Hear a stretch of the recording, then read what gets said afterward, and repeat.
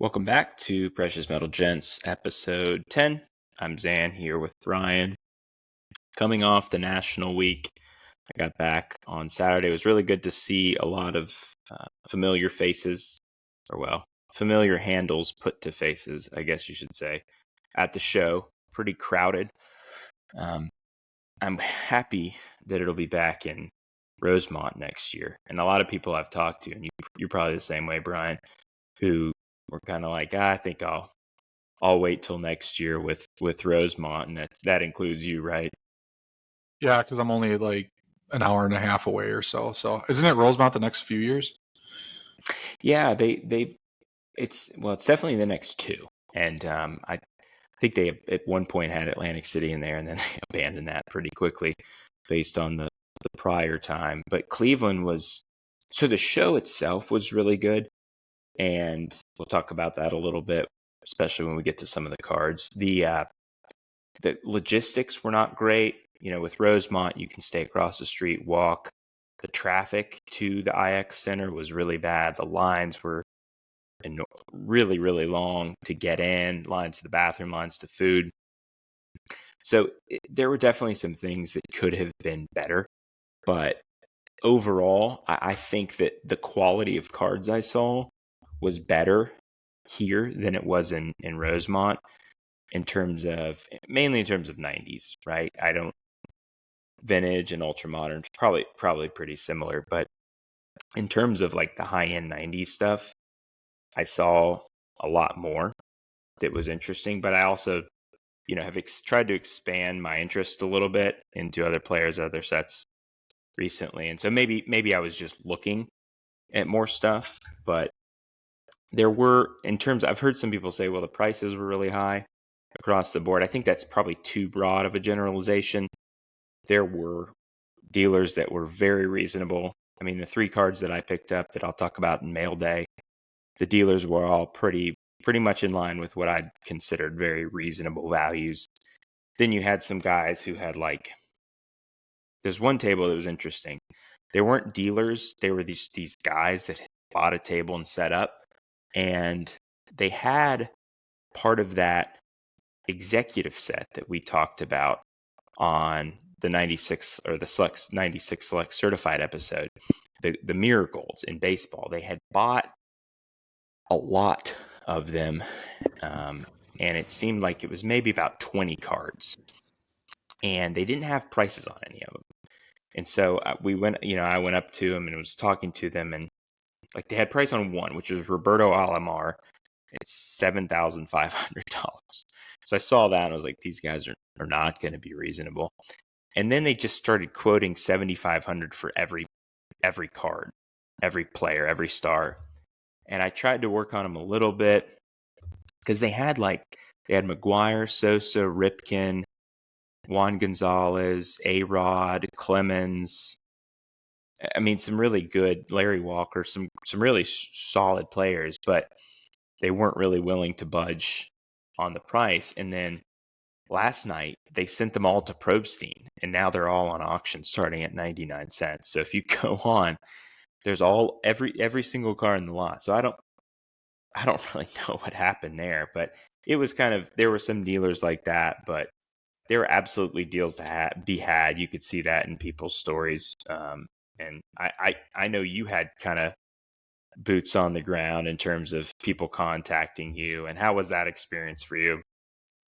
Yeah, I saw pretty much everything that I need to see in terms of cards. I wasn't really planning on being in a position where I was going to get, a bunch of cards. If something popped up where it was like I had to get it, like this was my only shot, which I did get something that, hopefully in the shows or probably in the month to come, hopefully I can have it. But I had Fun Your Cards as my first experience with Fun Your Cards. I know you talk about him.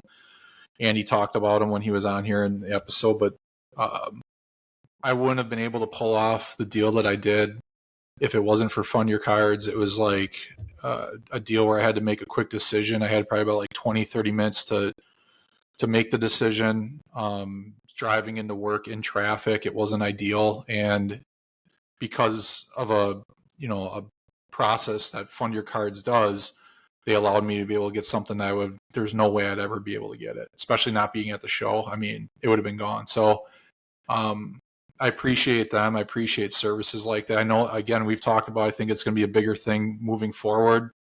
I like the connectability with Fund Your Cards, where it's, the process just seems a little real streamlined, working with, the Fund Your Cards team. I guess it's more of a team at this point, but working with them is super quick and easy. I mean, it's just like, message them, here's the card I want, here's the booth. Got me in a group chat with the seller. He says, I'll be at your table in like 10 minutes. Like, I mean, it was like done. There was I didn't have to explain anything. It's just, the main goal is just to get the card secured, and then sends a contract email, signs it, done. No pressure. Just, we'll stay in touch, and that's it. Sent it to the walkthrough grading for me too. So, I mean, it was just a really awesome experience. Hopefully once I get that thing paid off, I'll be able to share it and talk about it more, but it was like a card of a lifetime for me to get. So that was my highlight. Yeah, that was it's an insane card. I think when people see it, they'll be pretty surprised that you were able to land it. I met Mark at Fund Your Cards at the show. Great. Enjoyed meeting him. Great guy. And it was so funny because he had these two people with him. Maybe there's more. I think two people with him. One was like carrying this backpack that I feel was just stuffed with cash because he was going around. I mean, he was like on call. If you needed something, just call him. He'll go to the table. He'll buy it for you. And then you're signed up. He's super easy to work with. Can't recommend that enough. So yeah, I'm glad you got a little bit of a taste of what the show was like. I mean, it was definitely tiring. There was a lot of, we can talk about this, but there's a lot of really good cards that weren't in the showcases, and just coming across those was difficult. But if you lucked into it, I saw some big deals go down that way. So it was a great show. I hope that I much prefer Chicago logistically, and hopefully the cards will be just as good next year. It seems to be growing bigger than ever. So I saw bigger deals come out of this show than in Chicago, but I don't know if it's, I mean, it really didn't. I don't know if it had anything to do with Chicago or Cleveland. It just was the fact that this is now a year later, and the cards that came out of this year's National that I've seen posted were by far and away better than anything from last year. And you said the more 90s. I remember messaging you last year, like, I'm barely seeing any legit 90s tables. And you said this year, I mean, you saw a lot more. So that's a good thing. How was the AC? How was the air conditioning? So the IX is bifurcated into two parts. There's like a right wing and a left wing, kind of. The right, which is where the food is, bathrooms, PSA was great, air conditioned. But you go into the left wing, it feels like Rosemont last year, which was no AC. It was a strange setup. I don't know why it was like that. That was the side that had all the TriStar signings, and it had like whatnot. So it was actually, I didn't spend a ton of time over there. I spent more time in the air conditioned spot. But to your point about the cards transacting, and that's not even the cards that I saw. Like, I saw a Jerry Rice Credentials Future out of 54. I saw the Kobe 99 Legacy numbered to 20. I mean, there's tons of super fractors, just an amazing array of stuff. So while you were at home, you got some new cards. So tell us a little bit about your mail day this week. Yeah, it's kind of a mixture of stuff. I had the first card that I'll talk about is the 1997 Essential Credentials Reggie White BGS 9. I got that from Ryan RV Cards. He got a different copy, and then he sold this one that he's had for a while. So ironically, it was the last one that I need for my set until a little while back. I moved the Favre that I had in a consolidation effort, hoping to get one back and maybe even a lower grade or something. So now I'm still one away, but ironically it's the Favre. But I was happy to get this. I've always wanted the Reggie, and I just wasn't able to find it at a decent price. So I was happy to get it from him. He gave me a fair price, and I didn't really, argue with him on that. That's another thing, buying from a collector. You don't, especially one that you do. I do a decent amount of deals with him because, like, if it's something that I'm selling and I'm getting another copy for it from consolidating, he'll buy them, and then vice versa. I don't really go back and forth. It's like, here's the price. If it's reasonable, that's it. Because when you're dealing with a friend like that, they'll give you a break down the road, hopefully. So you can always count on that. I got another card from him, 99 SPX Radiance Favre, PSA 9. Been looking for this card for a while. It's out of 100, as you know, but they don't show up as often. I know you had one and then you sold it. Is this your copy, or you No, sold but I yours to did somebody sell it else? to Ryan. No, I sold it Okay. to Ryan, but it was a 7. Okay. Yeah. I mean, they're tough to get. I mean, for a card that's out of 100, you just don't see a ton of them. It's a great card, though. Yeah, I love that. It's kind of like we talked about in baseball. The SPX Radiance 2000 is sort of like the poor man's PMG. This is like the poor man's 98 rubies in football. Yeah. Right. And then one that I never see. Was watching this on eBay for a while, and it just wasn't getting any movement. So I came back and got the 99 Finest Prominent Figures, the touchdown parallel. Basically, it's a finest refractor. Okay, it's a finest insert set refractor, and what they do is they have the basically prominent numbers is really what it should be, but that's numbered out of either yardage, which is obviously the higher numbering, whether you're doing running back, quarterback, or wide receiver, or touchdown. So the running backs have, I think they're out of 20, was it 25? And then the wide receivers are out of 22, or maybe I have them mixed up. But it's the season high mark. So it's basically quarterbacks chasing the Marino number, and then, so on and so forth. But the quarterbacks are out of 40, 48. Really great card, really tough card to find. I've never seen one other than this one. Got for a pretty fair offer off of eBay. So really nice to pick that up. As I said before in the last episode, I was trying to kind of pare down my Favre collection and just kind of more rare stuff and scarce things, but I still wanted to be able to get like finest cards and that. So I'm just trying to pick off the rarest, finest cards from any of the finest sets. So I do love finest. It's not like I wanted to cut them out of my Favre list that I'm going after. I just wanted more of the really scarce and rare stuff. So it was good to find that one. I love that 99 set. And then another really rare one that you don't see much is the 2000 Fleer Focus, which was not a very popular set. Last Man Standing. They had some parallels. It's the Last Man Standing touchdown edition, so it's out of 22. That's numbered based on how many touchdown passes he had that season. Favre had a pretty down year, as you can imagine, having 22. But the good news is that they use it as the serial number, so it's a pretty low numbered. It's the only graded copy of that card, only one I've ever seen. So there's a Last Man Standing. There's a Star Studded that was on eBay too. I missed out on that one like a month ago. I should have bought it because those never pop up either. But the Last Man Standing has a refractor finish based on or opposed to the matte finish of the base Last Man Standing. So when you add the touchdown edition to that one, they add a refractor finish, which is really nice. With the Star Studded set, when they make it the touchdown edition, there's really no difference to the card except they add it's like a sparkle-ish diamond font, which is still really cool. I mean, I really want that card. The card itself is awesome. So yeah, they do a really good job with those parallels with the Fleer Focus. The last two that I got, I messaged you when I got them. I just think again, I'm not a super ultra modern guy. I buy Brewers. As you know, I'll still buy Christian Yelich rare cards no matter what. Corbin Burns, any modern Brewers, like really rare stuff, especially superfractors. But like the prices of Brewers superfractors are so ridiculously low in my opinion, the value, and I love them. So I mean, when they pop up, I'll buy them. So I got the 2021 Stadium Club superfractors of Yelich and one of Corbin Burns from that same set. Really great photography. Again, it's a 2021, but Stadium Club always has great photography, and these are really no different. So the whole card is like a superfractor background, and it's just a really cool photo of each. And again, for the price and the value, being a Brewers collector, like I'll buy it anytime they come up. that's a really nice haul. I like that Fleer Focus. The Star Studded is really nice, and like you said, that sparkle foil. I think it also says like TD edition on it. But those are obviously hard to find, both number to 22, like you said. I had like the base star-studded, which is kind of like a nice stand-in if you don't want to pay up for the TD edition, because more or less it looks the same. Acetate card, really nice card.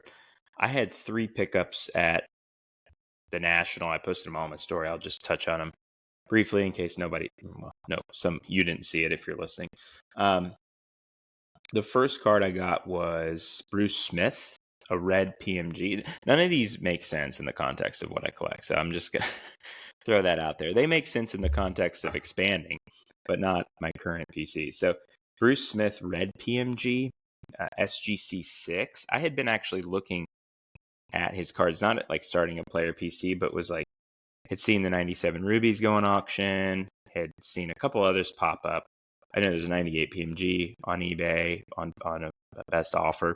So I was like, I think it'd be cool to get one card, and that one sort of jumped out to me.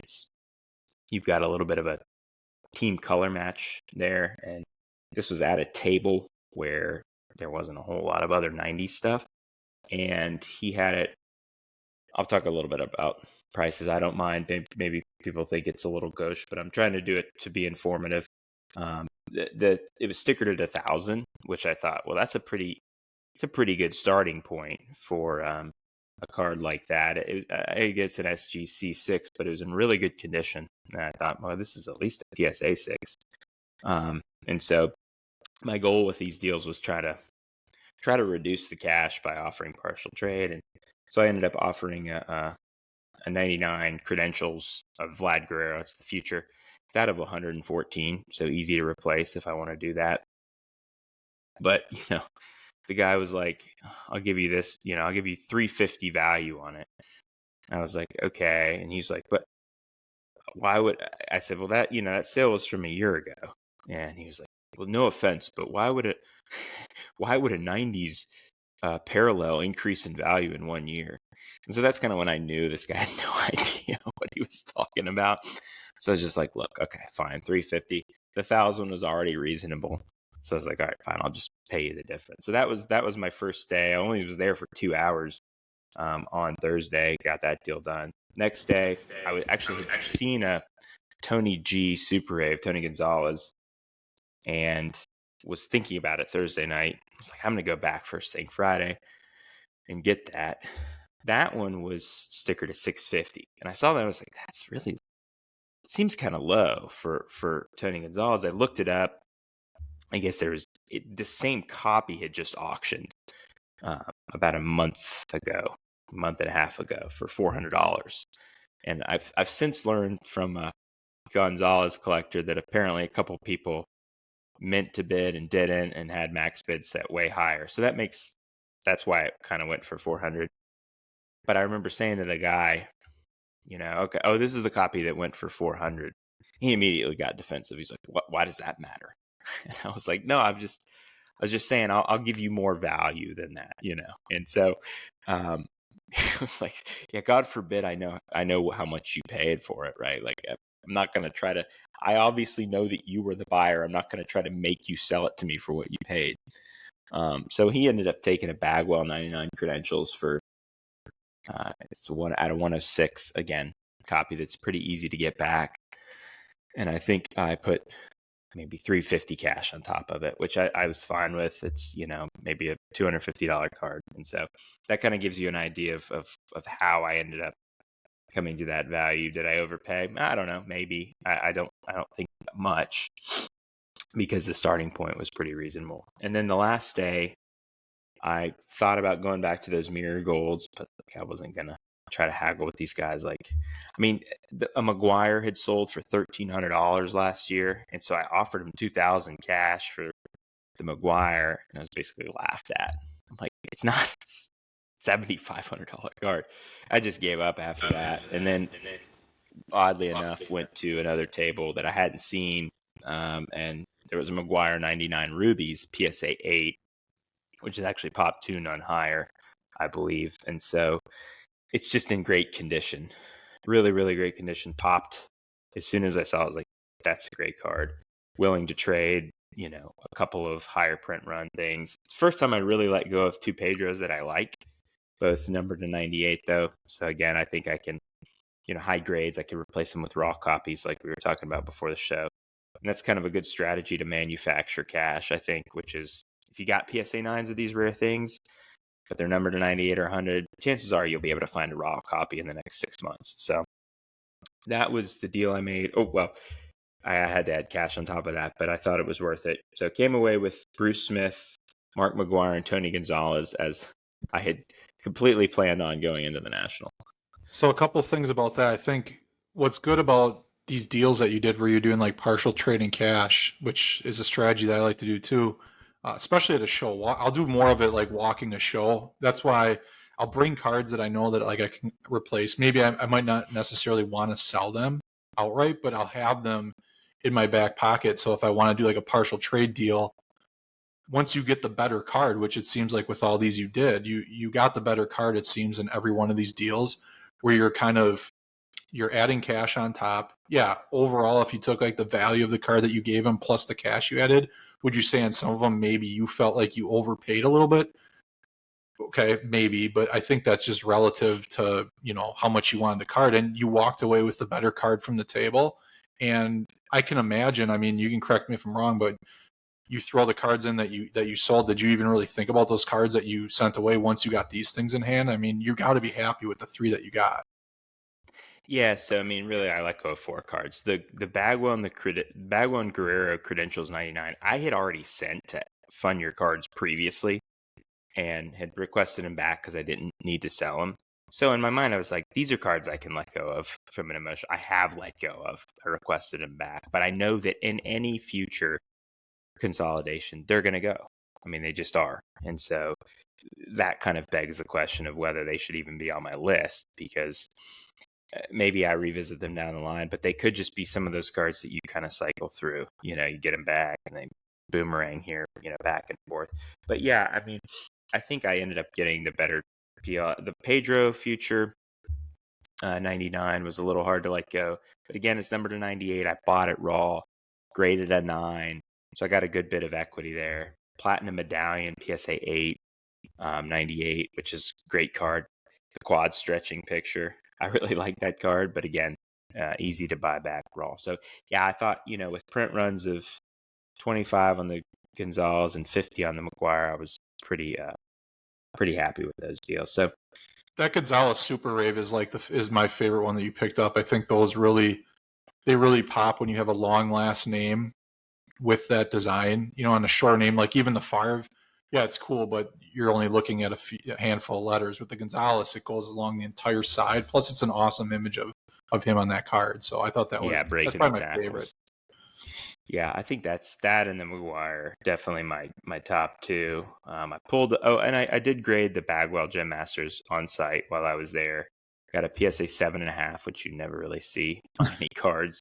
But that was a pretty good experience. There's a little bit of a delay, but it felt good handing it off, and I saw a lot of other people handing off some pretty high end cards that got graded. Was the grading was that just, is it a set rate end of show and day? Was it based on like the value of the card, or how did that work? It's based on declared value, similar to how when you submit to PSA. But it's essentially a Super Express based on my price level. I gave it to them Thursday, so it'll be ready Friday. So the show closes at 6, and they're like, "Well, you can hang around till 8." And I was like, "No, I'm not going to do that." And so because we had dinner plans with some of the guys, and so I went back Friday, and I still wasn't ready in the morning. So I got to complain to customer service, see if they can give me some kind of partial refund. They told me to do that. They told me to email them about it. So I'm gonna take them up on that. All right. Well, let's look at card of the week. And this week we kind of decided not to necessarily hone in on public sales, but really just looking at low numbered credentials here because you've seen a ton of them changing hands or being posted recently. So I'm just gonna go through them real quickly. Today, I saw on Instagram Black Crow Cards posted a 98 essential credentials of Shaq now out of 14 raw copy. He also posted the Duncan now, which is out of 7 that year. Both fantastic. I've never seen those cards. Raleigh Goats a few days ago, a week ago, posted a Curtis Martin Essential Credentials Now from 1998. That's numbered, I think, to 14. And then there was a Ryan Weber posted that he got a Randy Moss 98 Credentials Future, numbered to 6. And that was graded. Then the Jordan Exchange posted an Emmitt Smith 98 Credentials Now out of 9. And then finally, Drake's PC with the big deal got a Peyton Manning 98 Credentials Future out of 7. So we've seen a lot of really low numbered credentials changing hands recently, and kind of, to me, Drake's was probably the biggest of all those that we've seen. And you told me you would make a case for that being his best rookie. Yeah, I go back and forth with it. I like the fact that it's a rookie. I do love the 90. I think that, like I told you, the 98 to me, the 98 Gem Masters PMG is out of the equation because it's a cool card. Don't get me wrong, but it's him in his Tennessee uniform. The 99 Peyton Manning PMG looks awesome to me. That's like one of my favorite looking cards of his. So you get a Gem Masters 101 of that. Aesthetically, I like that one, maybe slightly better than the Essential Credentials, but I also love that 98 Essential Credentials set. I love the way that card looks too. So being his rookie, being out of 7, it's very close. Like, I go back and forth. I could make the case for both. It's at least like I could just, end it with it's a top 2 card of his between that and the 99 Gem Masters, I think. I think those are his 2 best cards. Whatever order you want to put them in, I wouldn't be mad. But it's an awesome card. I'm happy that Drake got a copy. Huge Peyton Manning collector, great guy. It was a really cool card to see. And then, like, you posted all these other Essential Credentials. I was messaging with Drake, and I even said, like, this is, you could make the case that the 98 Essential Credentials could eventually take over as, like, the flagship set of the 90s, or like the top set. I mean, I don't know if it's going to fully dethrone, Precious Metal, but it's got to be up there just with the numbering, the way they strategically number the 98 set with the rookies that are in it and stuff. I mean, you can make the case that it might be the best set of the 90s. I don't know. Yeah, I think you're right. I mean, seeing the Moss and the Manning this week was really cool. I know we saw the Moss a year ago at the National when Mikey in the Hobby got his. And then the Manning, I think the only thing that cuts against it being his best rookie for me, notwithstanding the uniform thing. Well, I guess we were talking about his best card, not really his best rookie, because you're talking about the 99 Gem Masters. Yeah. I mean, there are 7 copies of it. And so, we've talked about before, when you get that low of a print run, it's almost kind of like a 101, like we talked about. But we know we've seen 4. I know where 4 of them are, including Drake's. And so maybe that's unfair, but the fact that I can see 4 and I know where 4 are versus like the 99 GM, I think that makes a difference to me. Like 98 Ultra Masterpieces, I think the fact that there are 2, Series 1 and Series 2 kind of defeats it a little bit and takes that out of the equation. But we'll have to do a Peyton Manning episode at some point, but it's going to be kind of difficult figuring out who to. Well, just say have 10 people on that show. Look at this though. So, like, if you where would you think that it would rank in the 98 set? Like, I think we both can agree the Favre is our favorite, right? The Favre now. Yeah. Okay, for you and me, for sure. Yeah. Let's put that out of the equation. Then, I mean, would you say that the Peyton's probably the second best card in that set? Just off the top of your head, I mean, without even doing any research on it. It's tough, but yeah, I think probably so. The Moss is obviously up there. I don't think it's above the Peyton Manning. Maybe you could make a case for the Barry Sanders now out of 5. I think that's probably up there. The Rice out of 7, same thing. Just because those guys typically outsell the others. I mean, Steve Young at a 2, maybe. So I think there's some that you could make a case for, but Manning is definitely in the top 5 anyway. You cut it, which doesn't. Yeah, I asked that because like top 3 maybe. It accelerates because of like his rookie card. That's like the acceleration that I would take. Like, where does the cutoff land? Like, you got some lower numbered Hall of Famers, some iconic players, but like being on a 7, his rookie, Peyton Manning Yeah. being a top 3 quarterback probably all time. It's like Yeah, I 2 think or you could 3, make that however you want it. argument. Yeah. Yeah, no question. I think you could make that argument. So a lot of great cards changing hands. We'd love to see it. I mean, that's some of these, and that's, I didn't even mention the Favre now out of 4. We've just seen so many come out lately. Let me jump into listener questions here. Because we got our main segment coming up later with Senor Roundtree. So this first one is from D Alpha Sports Cards. This is for you, Brian. He says, where do you draw the line between being a flipper and selling a card to make a profit? Maybe intent. So it's like, what's the intent of the person selling the card? A lot of you hear some people that'll just identify themselves as like, I'm a dealer slash flipper. Like that's the way that I participate in this hobby, and that's fine. Like I really honestly don't have any problem with people that flip cards, and I like it when they, even better when they just say, yeah, that's like, I like the hobby, but I like to have like just a rotation of cards and I flip and I try to make a profit. There's probably a fine line between a flipper and a dealer, in my opinion. I know some people like to, you know, uh, make that gap a little further. Well, I'm not a flipper. I'm a dealer. I buy cards at a lower cost and I set up at shows and I do the work like that. Where as like flippers maybe work off of like maybe slimmer margins. But at the end of the day, I mean, it's really all the same. It's just a different type of strategy. Um, if you bought a card, like we'd all like to buy cards low and then make a profit and then help fund our PCs. But I don't think that somebody just, getting a card, like if you and I were at a show and we were walking and we just saw like a super low price on a 90s card, just whatever the card is.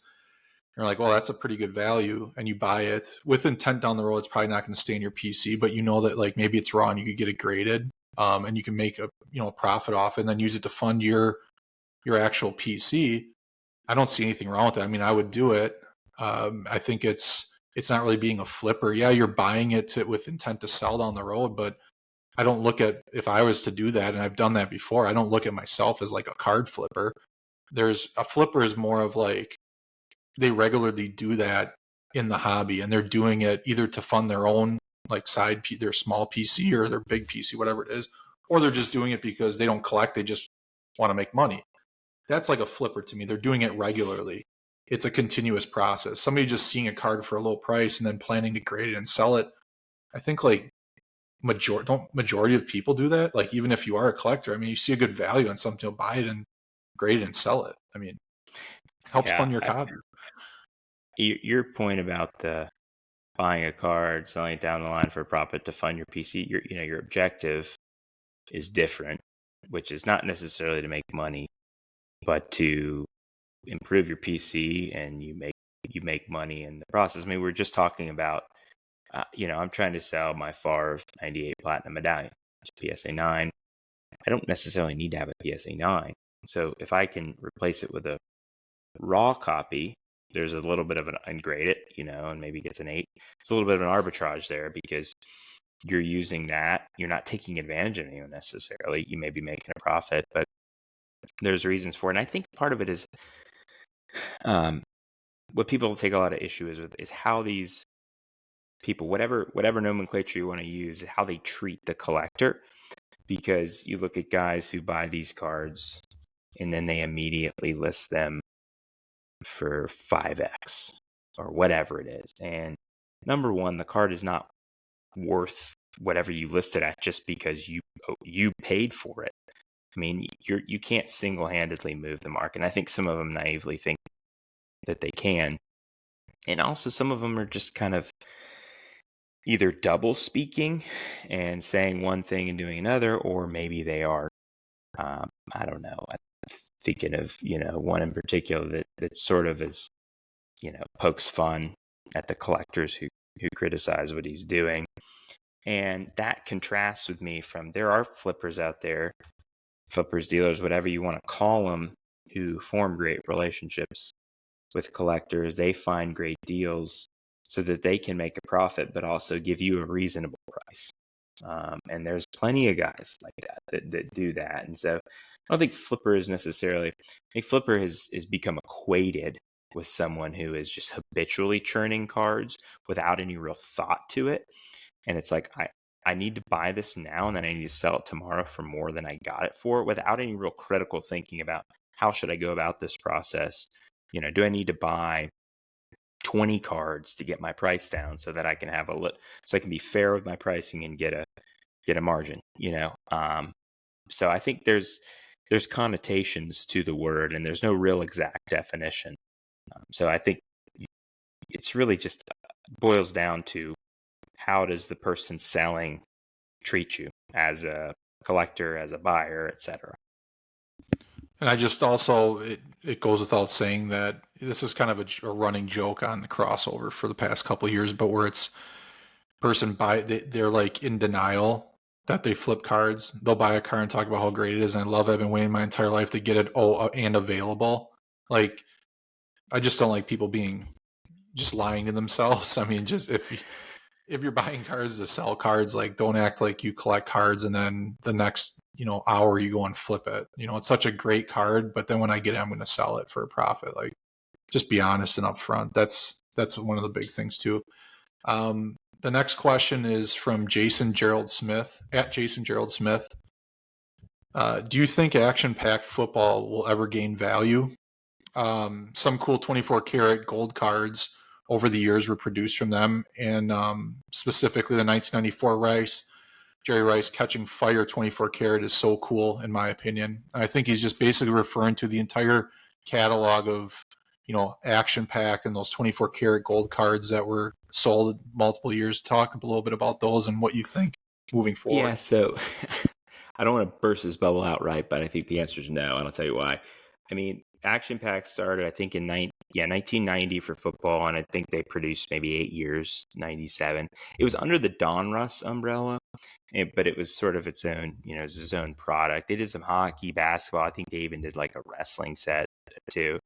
But, the 24 karat parallel, I don't think it was in the inaugural set, but it appeared in 1991. And to be clear, if you are listening to this podcast and you don't know much about 90s or you're just getting into 90s, the 24 karat parallel we were referencing is entirely different than the one in the 1998 Fleer Brilliance product for football. That is the iconic one that we have talked a lot about, that's numbered to 24. This just happens to have the same name. And for the majority of the production, it was 92, especially it was paper. And the card he's referring to, the 94 Rice Catching Fire, was a paper card with just gold foil around it. They had a mint parallel that looked like a press plate almost. That's what became, I think, the 24 karat gold. In 94, they like merged it. And so I think what he's talking about in 94 is like there's the paper, but there's also like the metal kind of portrait that I may have mentioned before on the show, but it's like it just reminds me of a bronzed press plate, and there's nothing shiny about it or holographic about it. And just to me, the action pack sets in general, curious to hear your thoughts. The design was a little primitive, and there's just no real creativity to it. I think if they had, that's not a pivot set for me. So like a lot of these 90s cards are getting expensive.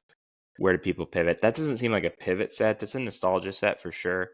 But, the production wasn't quite as limited as the later 90s. And you can buy boxes for like probably $30, $40 on eBay.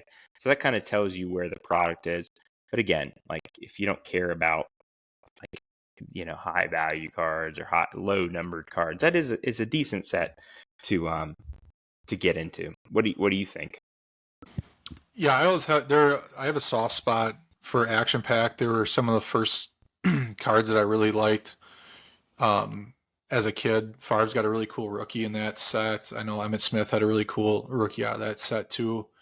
The cards were really cool. I thought I used to rip them, boxes of them as a kid. Really popular. Some of the cards had, like, I like the Monday Night Football tie-in that they had. They had Monday Night Football inserts. They also had on the backs of some of the cards Acclaim quarterback club like plays. So like you flip them over if you played if you played video games. They gave you like plays and stuff like that. It was really cool. I thought it was just a nostalgic set. As far as value, I agree 100%. Like, there's just the print run's too high. I think just because the price of cards in the 90s goes up, there's a lot of cards in the 90s that are never going to go up at all, just because of the sheer print numbers. And again, you're going to see that now. I mean, like this, you think the print run's high in the 90s, and we kind of complained about that. It's not even close to what it is for ultra modern. Like, and when I say not even close, like not even in the same stratosphere. I think some of the print runs that we've yet to see of ultra modern are below the 90s stuff out of the water. But anyway, I mean, it's just for nostalgia reasons. You want to put together a binder set, a really cool looking set. Yeah, some of those action pack cards are cool. I have some in some Farv binders. But overall, for value, like investing and holding long term, or trying to buy them now low and then have them, I don't think it's really going to hit. Yeah, I agree with you. Okay. Next question is from Drake's PC. It's kind of a long one, but I'm gonna read it here. Many of the best '90s cards at the National were in people's personal collections. I saw many high-end cards transact either via trade or cash. With many of these cards being rare and scarce, do you think it's important that these valuations and deals be made public somehow, like through Card Ladder? When some of these cards pop up, I have a hard time valuing them beyond what I think they should be worth, because many times the last public sale may have been 3 to 4 years ago, yet the card may have transacted privately 2 to 3 times in that time span. Great question. Brian, go. So when Drake asked me this, I kind of answered him right away, because I told him it's an awesome question. It's just excellent in like many different ways, but it's kind of twofold. Like, I don't have a straightforward answer to this, because there's two sides to it. One, I see the benefit to reporting some of these sales, because the cards are so rare that it might benefit the overall 90s market values and whatnot if people did report them, because the ones that you see online, like Drake mentions, are a few years ago, and we know that prices on some of these cards have gone way up for 90s. Okay, so you report some of these sales, they're public now, that might set the market. All right, on the flip side, it really doesn't take much to drop the price for some of these. So you could have, a seller who, sells it low or something. They don't sell that often. Now you've taken the market the other way. And does it also make it so there's people that transact these really rare cards real frequently? So now you report all these private sales. Does it seem like these cards aren't as rare as they actually are? So you can skew it one way or another. I guess I don't really have an exact answer for it. I think it's a really good idea, a really good thing to start considering and thinking about with these super rare 90s cards. Do we start reporting some of these sales? And when does it stop? Like, do you make sure you report all of them? Are you just reporting the high ones? Like, what's the motivation behind it? So I think there's a lot of discussion with that question overall. Yeah, it's interesting. I've thought in the past, like, maybe I'll report this. Typically, I don't care if people know what I paid for something. I'll volunteer that information normally. There are a couple of things I thought about with reporting the sale. Like, I know MK, he usually reports his sales to Card Ladder. You can find them on there. There's a couple of things. First of all, if I get a really good deal on a card that I think is below the actual value of the card, I don't necessarily want that reported, because then that becomes a comp. And so then people say that's what the card is worth, versus me believing that the market is actually higher. Similarly, if you do report your sale, you can't discount the probability or the possibility of ulterior motive. Now, I know Card Ladder does a good job vetting the sales and they require proof, etc. But when you report a sale of a rare card, your card is now worth that amount that you pay, because that's the comp that's used for future transactions. So it's almost like you're self-generating the value of the card by whatever amount you pay. And so, like I said, people with ulterior motives, I guess we could see more of it if they had that intent. We don't see a whole lot of private deals on a lot of these cards, but there's a lot of things to think about. And I think your best bet, it's, I guess if you do it long enough, it's kind of go on feel. And similar players, let's say similar players or similarly numbered cards in the set, or similar cards of that player in other years. I think that can always give you a little bit of a decent range, within, I don't know, maybe it's a few $100s off, maybe, but still, again, a lot of it is feel. And, we typically know when a card is too expensive for us just based on what we know of other cards. Yeah, I mean, you just look at the 24 karat FAR, for example. Like, I think the only public comp is mine from eBay, but there's been two other transactions, yours and then the other one, that I think they're private deals, right? So, Well, mine was on eBay, but I made the deal off eBay. And then right. the other one that Sean has is one he bought on eBay, but it's not on. Can't see it anymore for whatever reason. I find that issue a good bit with Card Ladder, where there are sales, but they're not on Card Ladder. So Mhm. yeah, it's a great question by Drake. Gives us something to think about, and I'm curious if anybody has done that, has reported their private sale to Card Ladder. Reach out to us and let us know maybe why you considered it and what it was that led you to do it, because it's a really interesting topic. All right. Please send in listener questions for next week's episode because we could use some more. Now let's get into our main segment with Roundtree 13 cards and talk a little Randy Johnson. All right, we are here with Michael, aka Roundtree 13 _ cards on Instagram, making some time in his busy life, skipping his anniversary with his wife to be here, right, Michael? Yeah, well, we hit that last night, so appreciate the flexibility, guys. Yeah. Well, thanks for coming on, man. We've been wanting to get you on because what better person to talk a little Randy Johnson and just generally your collecting approach. So the first thing we like to talk about when we have any guest on the show is tell us a little bit about your collecting history. When you first got into collecting, and then how did you get back into it? What kind of pushed you into it? Yeah. I mean, early on, my brother was big into basketball cards, and he was like 3 or 4 years older than me. And so it was like 93, 94, Anthony Hardaway, Finest, all that came out that time. He was huge into that, got me into it.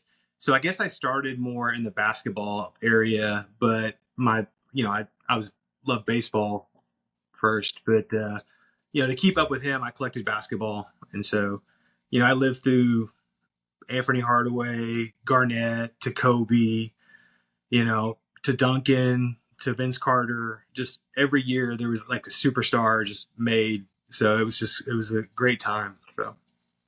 And your brother's a big Duncan collector, right? Yeah, he is. And right now he's probably got something on his watch list on eBay. I just want to let you know, Earl, you should buy that card tonight whenever you're watching this. So go ahead and buy it. Wait, well, that's good that he's listening. So what, when you guys were obviously growing up, what kind of when did you get back into it, and what was kind of the inciting thing that made you come back to it after all those years?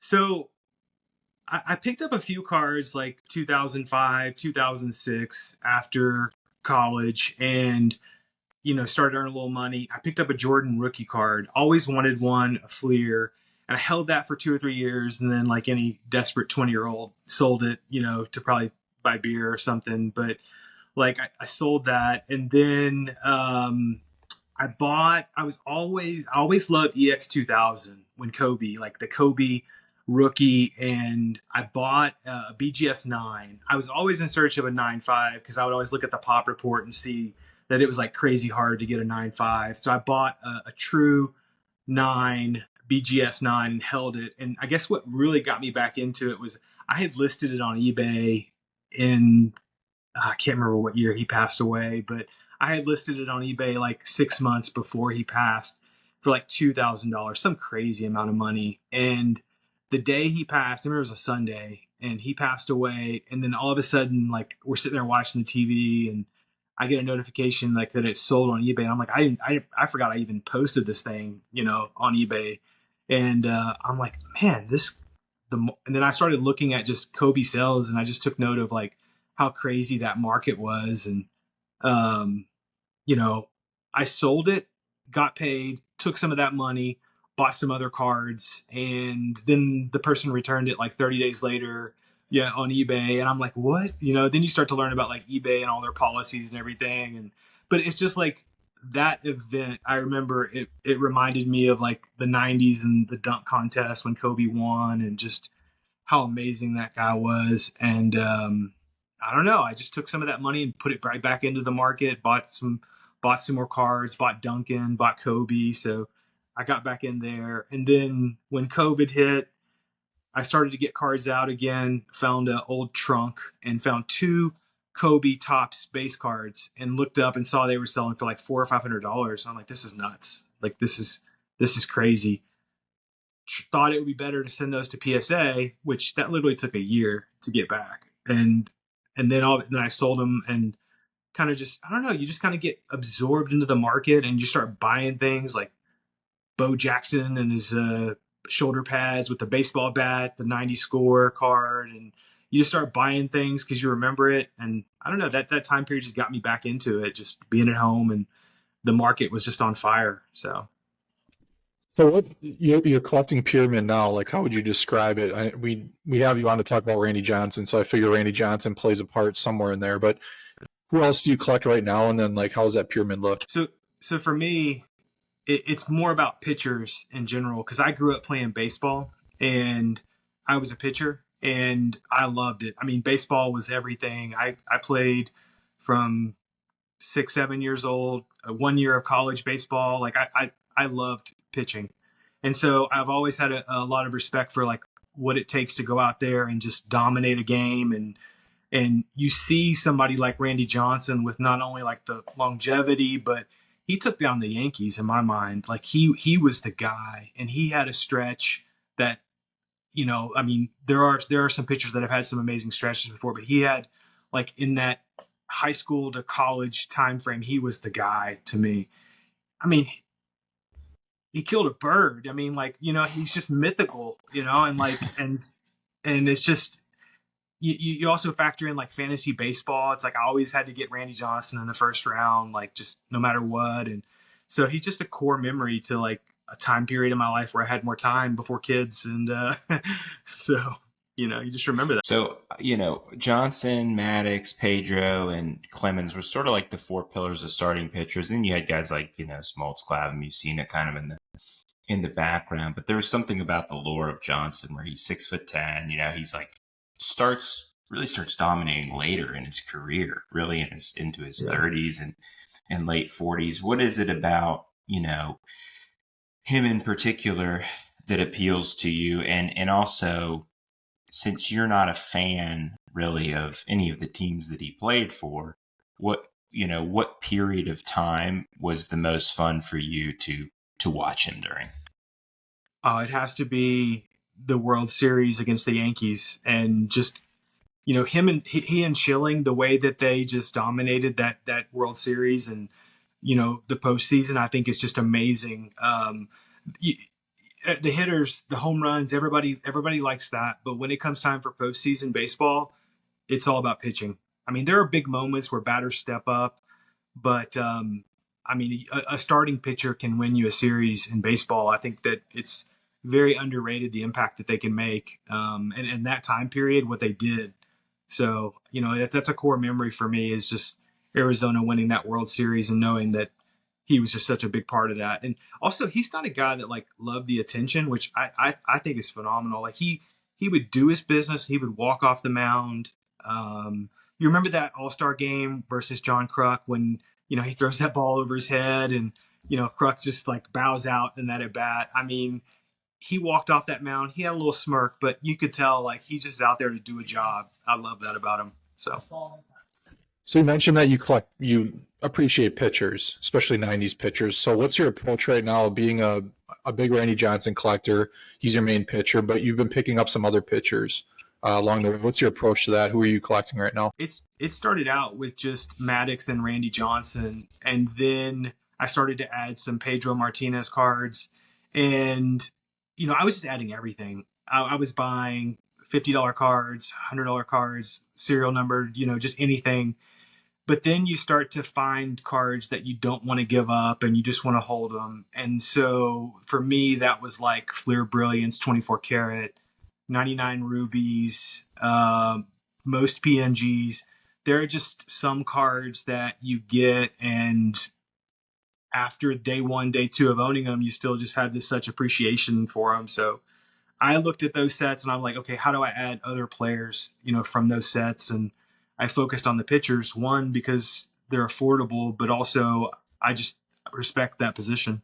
So, And you've also picked up a little. You've got a nice little run of Trevor Hoffman going lately, and some Rivera too. So you're not just the starting pitcher friendly only collector. You also like the dominant closers. Yeah. Yeah, I mean, how can you not? I mean, they come in and they're sitting around all game, and all of a sudden they're in the game and they're just out there throwing 99. I mean, not Hoffman, but yeah, I kind of lucked into the 98 PMG for Hoffman, and then from there just was like, hey, I'm going to add a few more and try to build 3 to 4 amazing cards of his. So the most people who are listening probably don't know this, and we've talked a little bit about it on this show, and I've talked about it on another show, Splendid Sports, but the Roth collection for Pedro, which was there's an older gentleman who passed away and left a massive collection of Pedro cards behind, and I found out about that through you because of your friendship with Matt Chipper Cards. And really, I would not have all this Pedro heat that I have, and you either. Probably we got some amazing stuff from that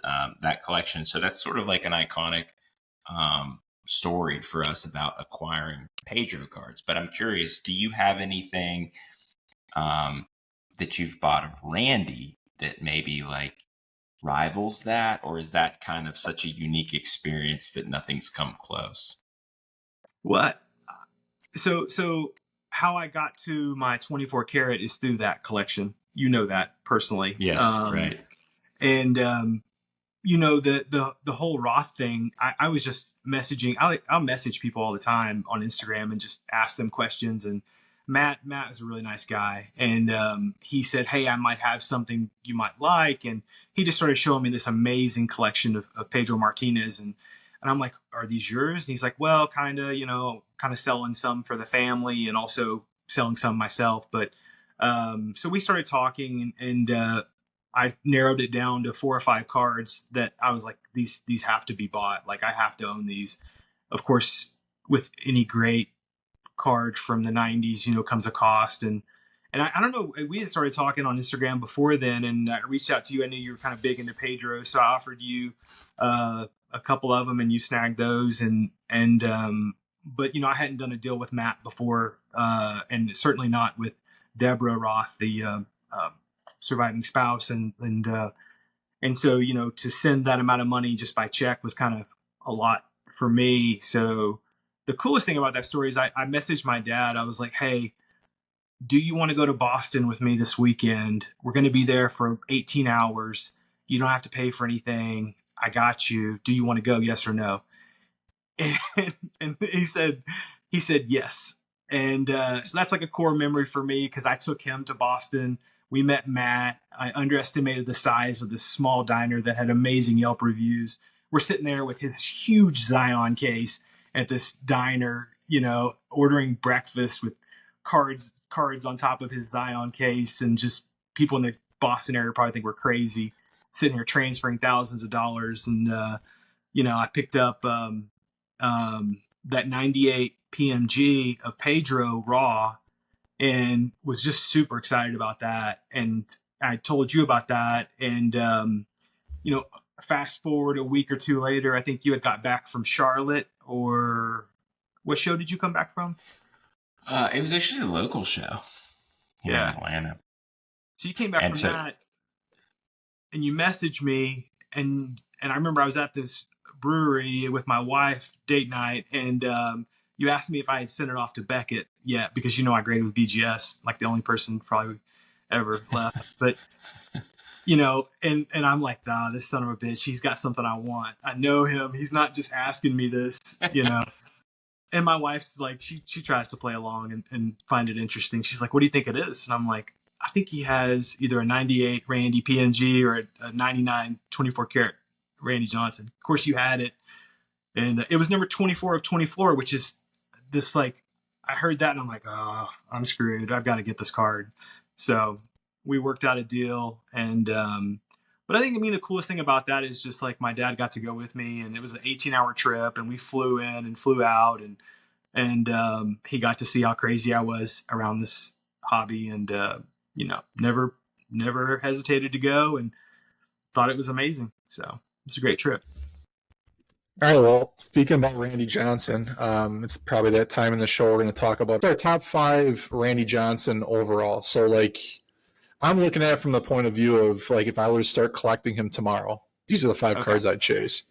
So, usually we start with number 1. You want to go 5 to 1, Zan? sure. Okay. So I'll start then. This is another. We spoke a little bit before the show.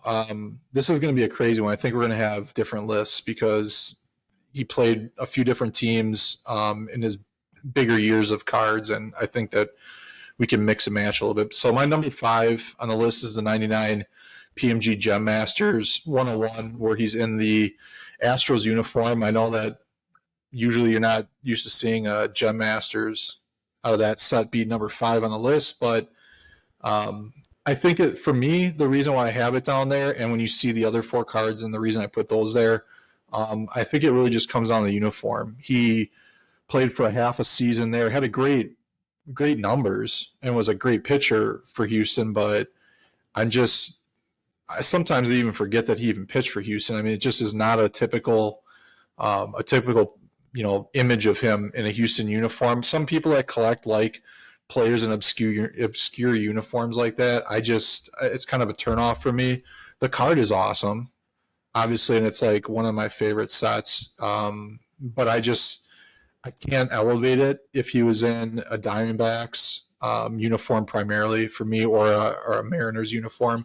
I think it'd be higher. The Yankees are kind of, for me, I don't mind players obviously in Yankees uniforms. I collect CeCe Sabathia, and I have no problem collecting him in Yankee stuff, but I like him in Brewers stuff, but there's not many cards of him. But just in general, seeing Randy Johnson in Yankees, he didn't do much for me. The same goes for the Astros. So that's why I got down so low. All right, so Michael, what do you got for number 5?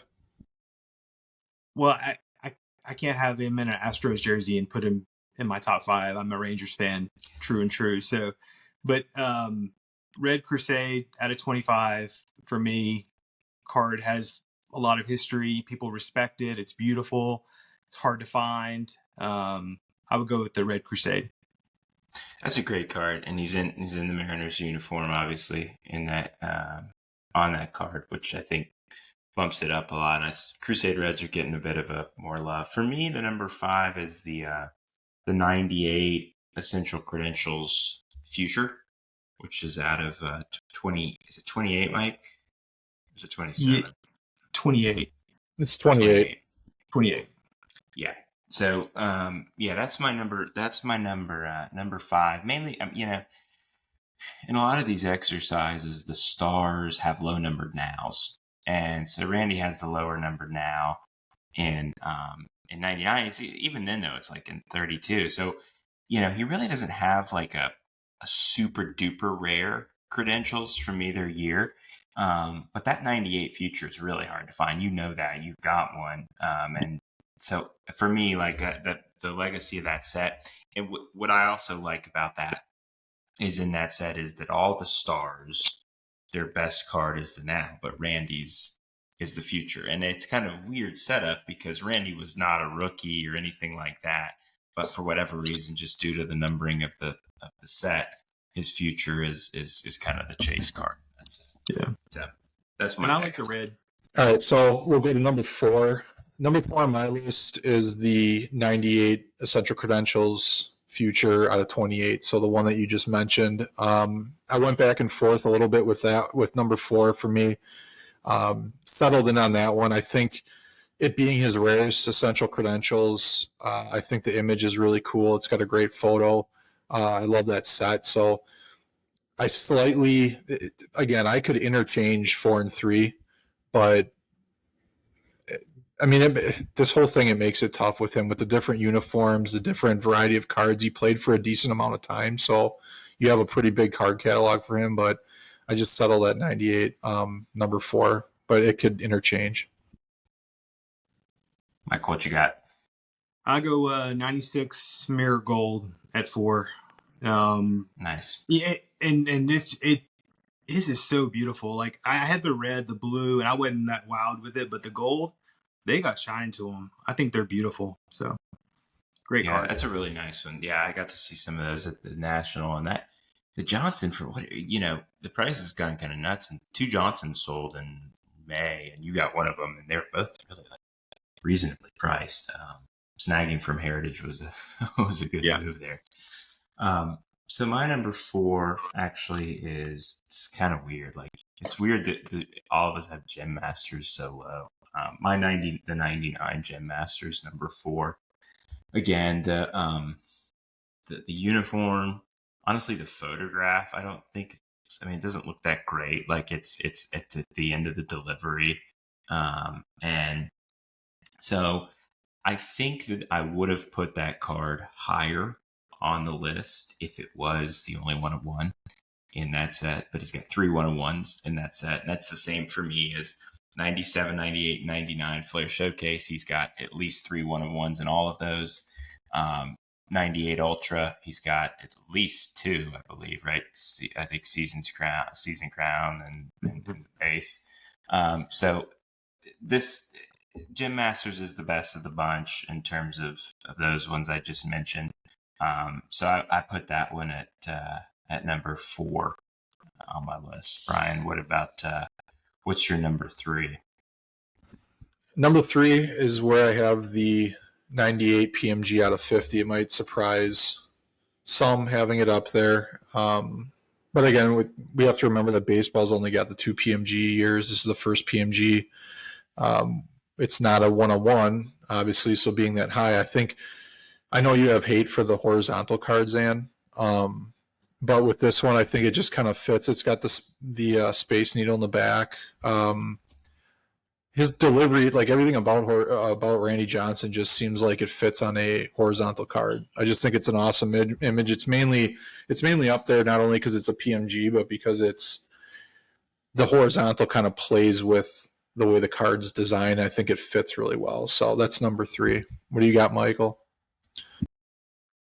Yeah. For me, it's the 98 Essential Credentials Future. I like I said earlier, I like the red and the pink. I think that's just a beautiful card. Like once you have one of those, they're just different. Different layers on layers, just different card. It was just beautiful for that time period. So that was it's funny. I didn't put any one of ones in my top 5, and I don't know if that's because I'm like, I don't think I'm gonna ever get one or what, but I didn't add those. I didn't even think about them really. So it's a little different for Randy because of what I was saying, which is like the 1/1s aren't really one of. I say that, I mean there's multiple 1/1s, so you can touch the set and get a masterpiece or whatever, Gem Masters, by getting like an MLPD or a Row 3 or whatever. So my number 3 was a 1/1.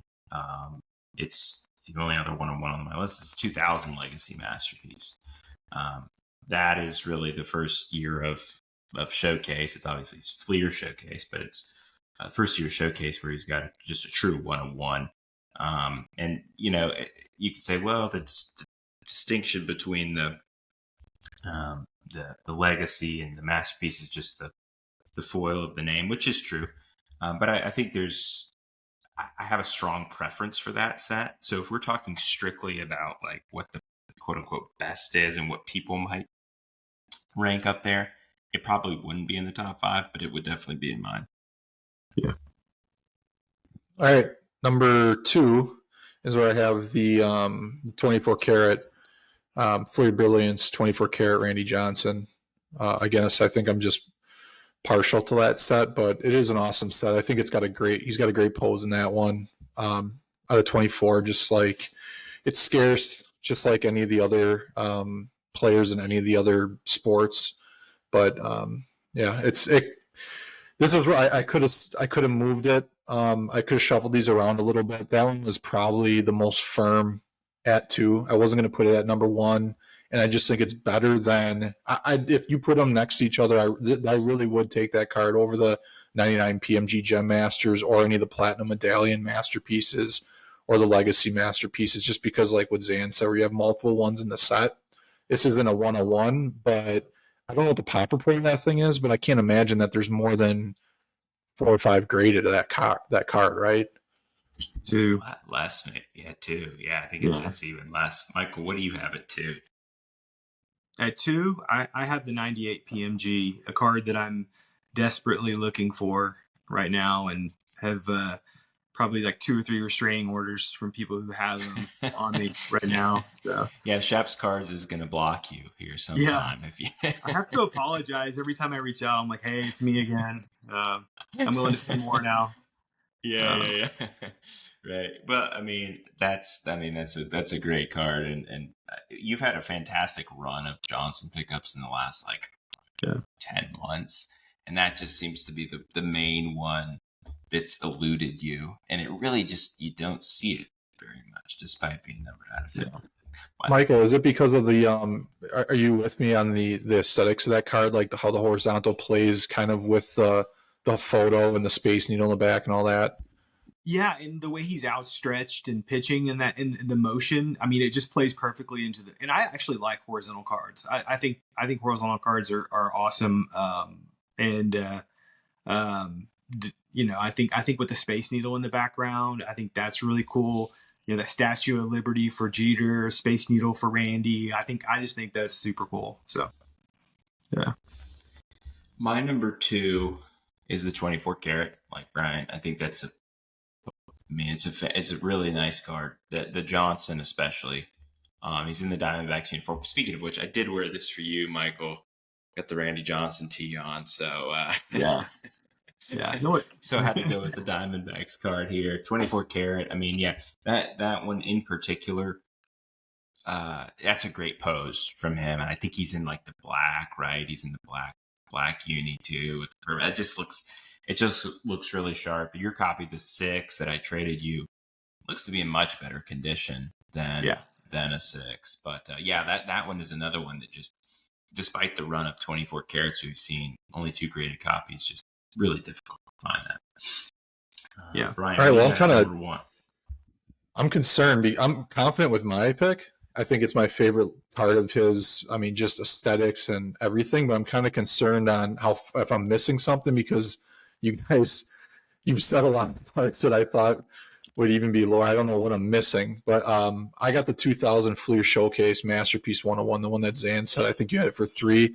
I had to have my number 1 card had to be him in a Diamondbacks uniform. I just think those are his best years. Like Michael explained before, him beating the Yankees with Schilling, like that was a period of time where everybody was like just really hating the Yankees unless you were a diehard Yankees fan, and they wanted somebody or some team to shut them down. And when you have Randy Johnson and Schilling, that duo was just insane. So I had to have my number 1 card be him in a Diamondbacks uniform. I think it's his best looking card overall.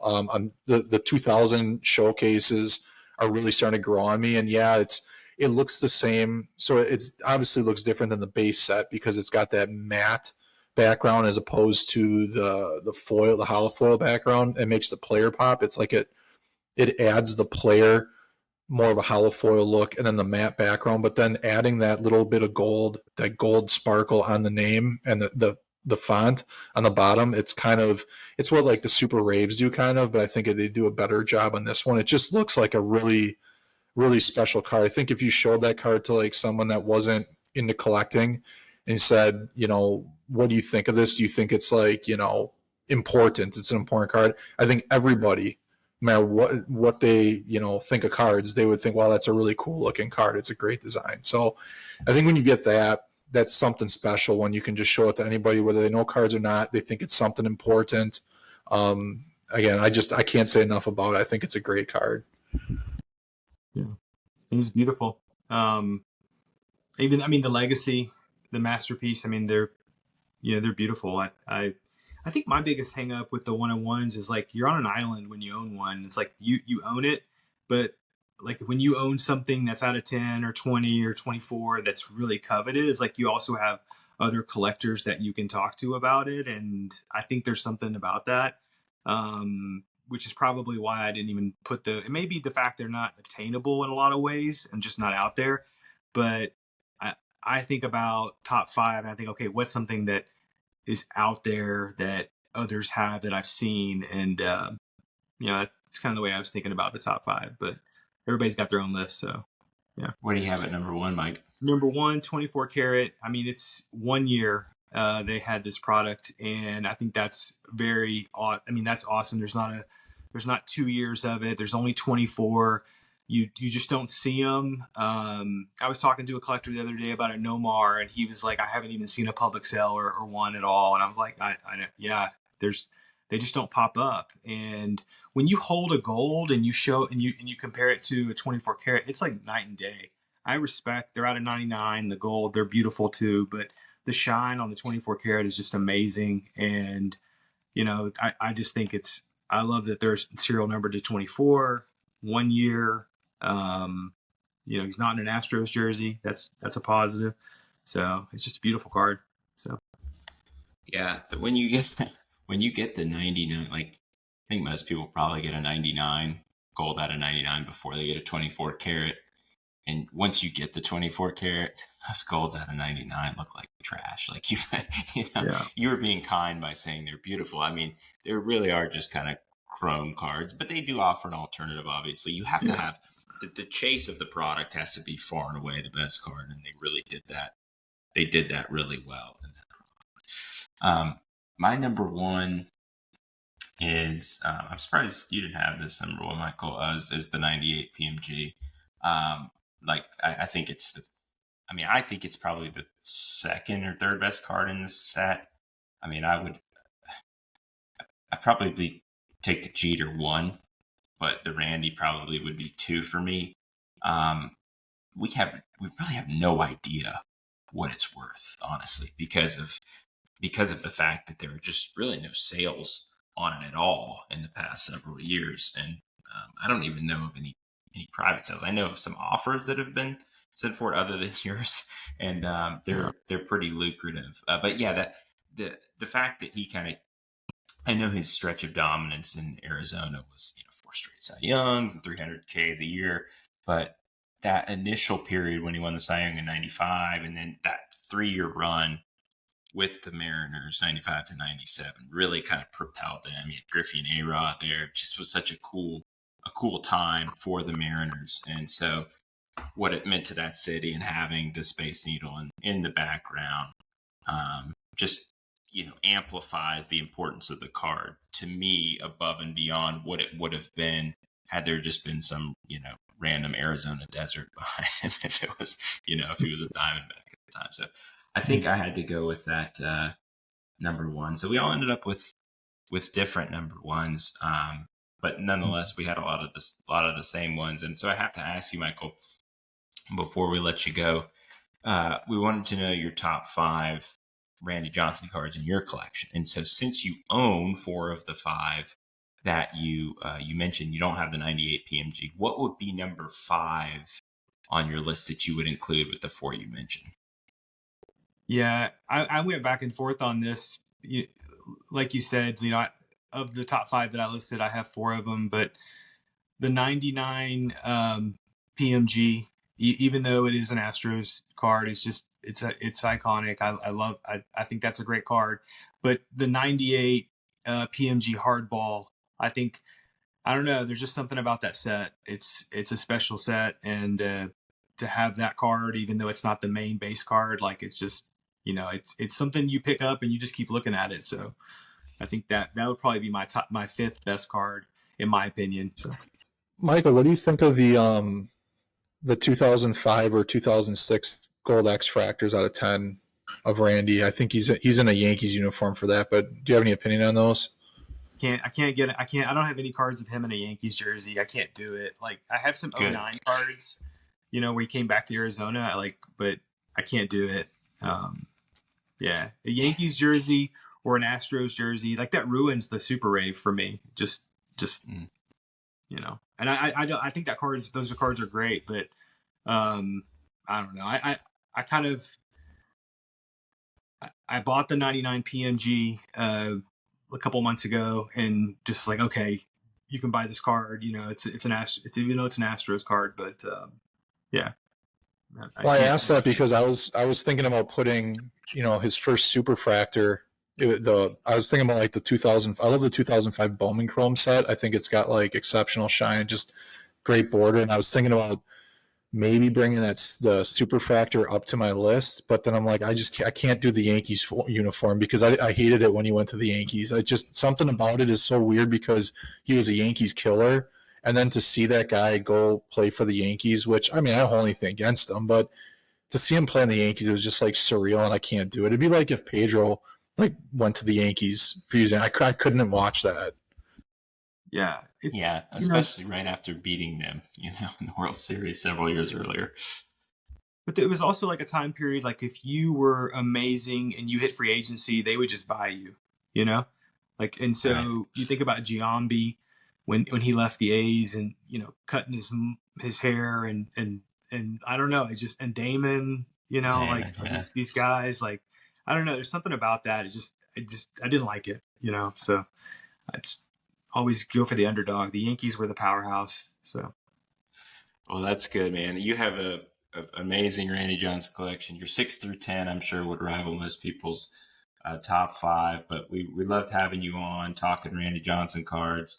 If you haven't checked out Michael on Instagram, it's Roundtree13_cards. Please go follow him and check out his page. Michael, thanks so much for coming on, man. Yeah, thanks, guys. Appreciate you having me. Yeah, we'll talk to you soon. All right, we're back. Talked to Michael there. Talked a little bit about some Randy Johnson cards. Enough to make you spend your card budget on some new Randy Johnson cards, Ryan? Yeah, I've thought about getting into Randy Johnson as a collection. I think if I was going to collect a 90s pitcher, it probably would be Randy Johnson, probably stick. But again, you'd be competing with a guy like him who's got pretty much everything I would want in a Randy PC. So next week we have another player collector, Jake. He goes by at Work Done PC. Obviously, we're going to talk a little bit about Work Done. Hopefully, again, get kind of aligned with his top 5 list, just like we did with the Randy Johnson and some other players. I don't know much about the Work Done market, so it should be a pretty cool conversation. Yeah, it'll be fun. Jake just had a kid, or his spouse had a kid, but he's on baby duty, so he may be a little bit tired. So cut him some slack next week. But yeah, it'll be fun to talk Work Done. Thanks everybody for tuning in. We'll catch you next week.